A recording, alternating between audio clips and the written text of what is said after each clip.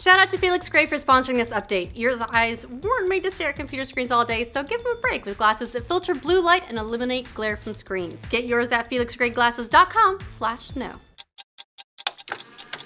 Welcome to The Know, I'm Ashley. Yesterday, Microsoft and 343 announced they were going to start taking action to protect the Halo IP when it comes to the PC-based Halo Online mod, El Dorito. While most people assumed that just meant, like, stopping any development on that, it seems now anyone streaming it is also being affected. Several have reported receiving DMCA takedown notices in the wake of the news, with Twitch enforcing 24-hour bans for the streamers.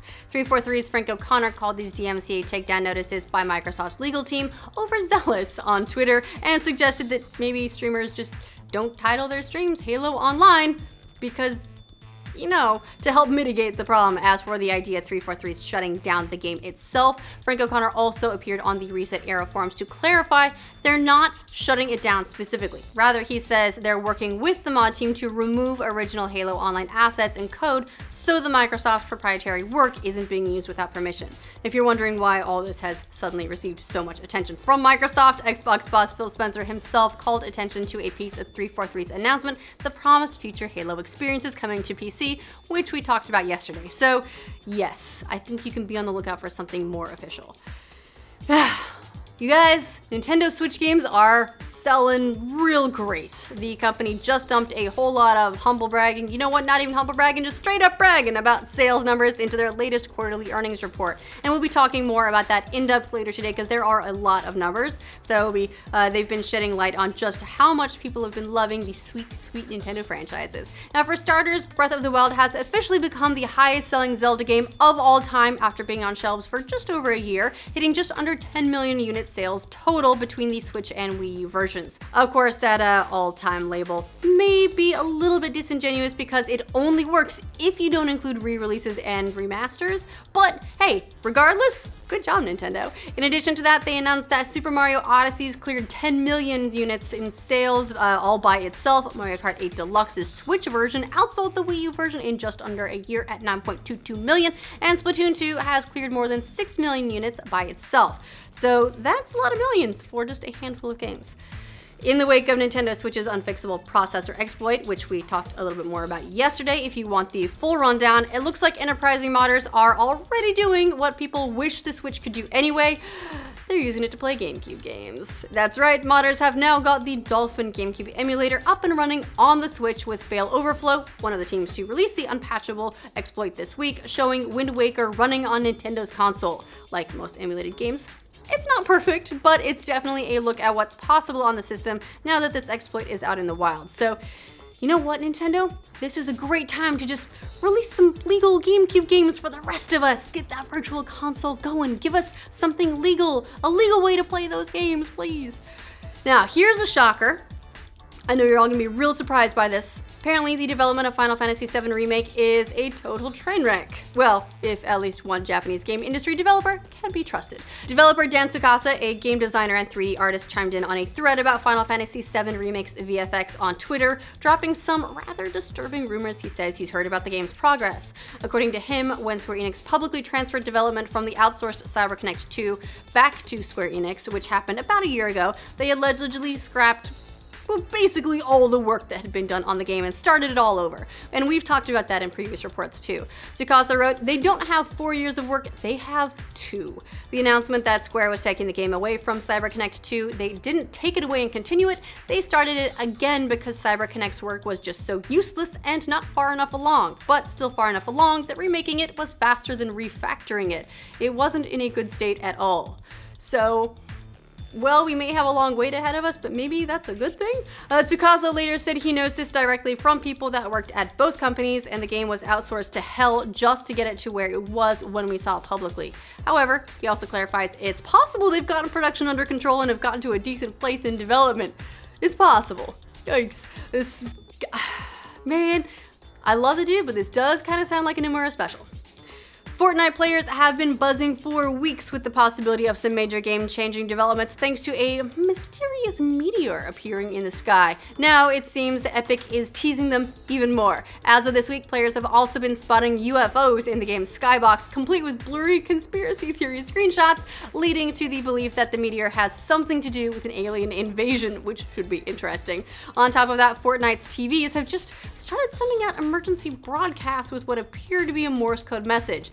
According to data miners, the Morse code message reads, "They don't want us to," and then it starts with a K. I'm gonna go on a limb here and say that K maybe continues into no. But I kinda wanna know, what is it? We'll have to see if all of Epic's teasing leads to some cool earth-shattering event in the Battle Royale game, or if it's gonna be a drinker Ovaltine equivalent. Hopefully the former, because cool event would be dope.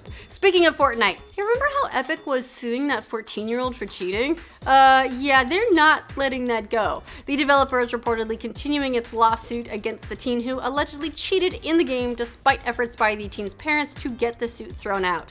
Epic claims the unnamed defendant used cheats to unlawfully modify the game and operated at least 2 YouTube channels where the developer said he actively promotes, distributes, and induces others to use cheat software. The teen's parents tried to get the case dismissed. His mother argued that her son was being made a scapegoat, but yeah, apparently Epic's still pressing ahead. Maybe he'll be satisfied if his parents just like ground him for a year, right? Probably not. Well, I have some bad news, Game of Thrones fans. It's not surprising, but it's still sad. It's about the next novel in the series. George R.R. Martin says the long-awaited Winds of Winter, which is the 6th book in the Song of Ice and Fire saga, it's not going to be out this year. He revealed this in a press release for another novel, which is not Winds of Winter. Nope, it's an upcoming history of the Targaryen family called Fire and Blood, which is definitely what we all wanted instead of Winds of Winter, right? Martin wrote in the release, "No, winter is not coming, not in 2018 at least. You're going to have to keep waiting for the Winds of Winter. You will, however, be able to return to Westeros this year." Of course, we have been waiting for the novel for a while now. The 5th book, A Dance with Dragons, was published way back in 2011, which was the same year that Game of Thrones on HBO went on air. Since then, the show's outpaced the events of the book. We're now way ahead of the events that would even happen in Winds of Winter, so guess we'll have to just continue to be content with that, because the new book's not coming until 2019. I'm sorry, maybe 3019? Who knows at this point? Regardless, the TV show's gonna get to the end first, and that's also next year. A Quiet Place has been a breakout hit at the box office, and surprise, surprise, they're already working on a sequel. Paramount Pictures chairman Jim Giannopoulos recently said at CinemaCon, where our own Eric Vespi is currently on site and is doing video diaries, which you can catch on our website, but not Eric, but Jim Giannopoulos said, "We're already working with these guys on a sequel, and its screenwriters have said in the past that there's a lot more to explore in the movie's universe." So maybe multiple sequels, who knows? Again, it's not a huge shock considering that the horror movie starring John Krasinski and Emily Blunt was made for just $17 million. It's already made more than $200 million worldwide. Those kind of numbers definitely get a sequel greenlit in a hurry.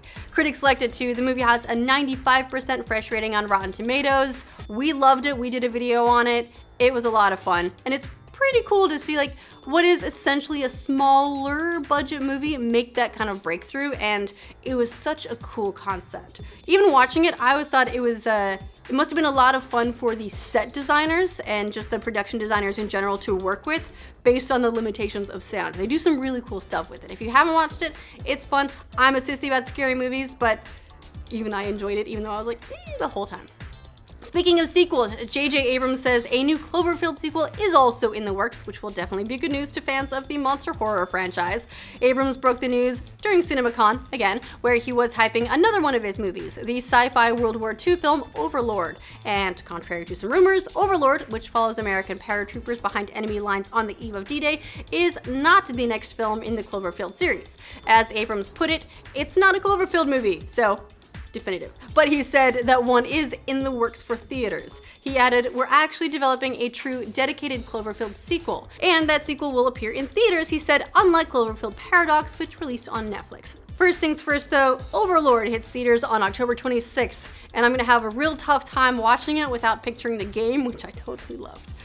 Google is rolling out some new parental controls for moms and dads who want greater control over what their kids watch on YouTube. A new option on the YouTube Kids app is going to limit the app to only show videos that were handpicked by humans, not an algorithm. So basically, it's a whitelisting feature, which is something people have been wanting for a while now.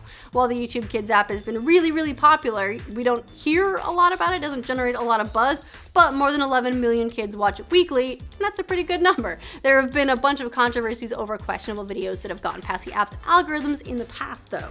One report showed how the app was even suggesting flat earth and fake moon landing conspiracy theory videos to kids, so hopefully this will fix some of that. And the whitelisting option is going to be rolled out this week. We'll see how it does.